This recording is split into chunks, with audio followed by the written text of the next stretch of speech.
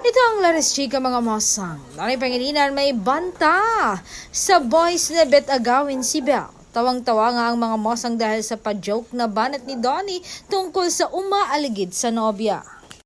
Matapang niyang banat, subukan ninyong magkamali. Bagamat biroan ang tono ng usapan, hindi napigilan ng mga mosang na humanga sa pagiging open, confident at protective BF ni Belle. Marami ang nagsabing damaraw ang real love sa kanyang mga sagot.